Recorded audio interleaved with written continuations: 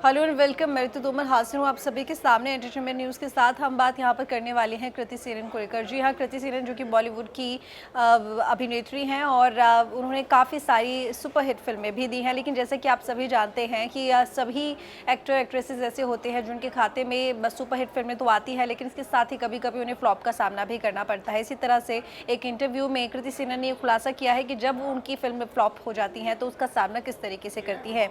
दरअसल अभिनेत्री कृति सेनन ने अपनी प्रतिभा के दम पर इंडस्ट्री में अपनी एक जगह बना ली है और उन्होंने कई सुपरहिट फिल्में दी हैं। बरेली की बर्फी की बात करें या लुका छिपी या मिमी जैसी फिल्मों की बात करें तो इन तमाम फिल्मों में उनकी अदाकारी भी प्रशंसनीय थी और इसके साथ ही फिल्में भी हिट गई हैं।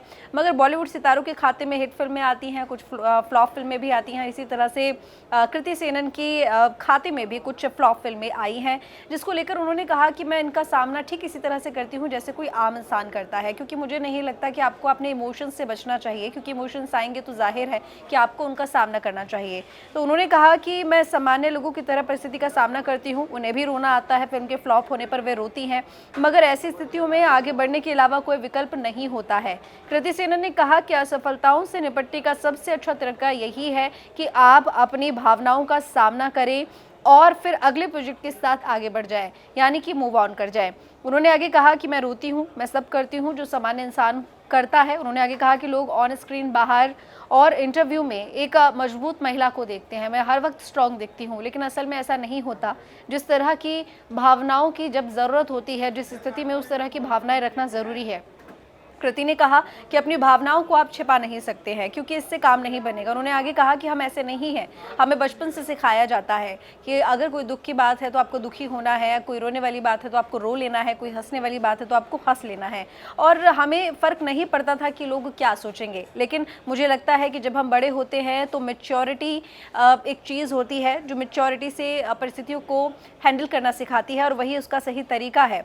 तो खुद को संभालते हुए हमें आगे बढ़ना चाहिए। उन्होंने आगे कहा कि लोगों को ये पता नहीं चलने देती कि वे चीज़ों से कितने प्रभावित हुई हैं और बहुत ज़्यादा कोशिश करती हैं कि लोगों को इस बात की भनक ना पड़े कि उनके ऊपर किसी भी बात का कितना ज़्यादा प्रभाव पड़ा है। उन्होंने ये कहा कि वे वो करती हैं जो उनका मन करता है, यानी कि किसी भी प्रॉब्लम को फेस करना ही सबसे बड़ी समझदारी है और बहादुरी है।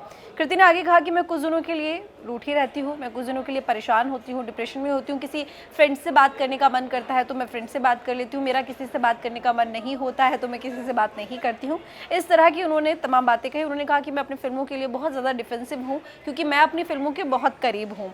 ऐसे में मुझे आगे बढ़ना है, लेकिन जो हुआ उसको मुझे स्वीकार करना होगा और आगे बढ़ना पड़ेगा और अगले प्रोजेक्ट्स के लिए काम करना पड़ेगा। आप सिर्फ अनुभव लेते हैं। काम की बात करें तो आपको बता दें कि कृति जल्द ही शहजादा में नजर आएंगी, गणपत में नजर आएंगी, प्रभास स्टारर फिल्म आदि पुरुष और वरुण धवन स्टारर भेड़िया में भी कृति सेनन नजर आने वाली हैं। वीडियो कैसे लगी कमेंट करके बताइएगा, लाइक कीजिएगा, शेयर कीजिएगा। मिलेंगे अगले वीडियो में। Bye bye and take care. इन खबर चैनल को सब्सक्राइब करें।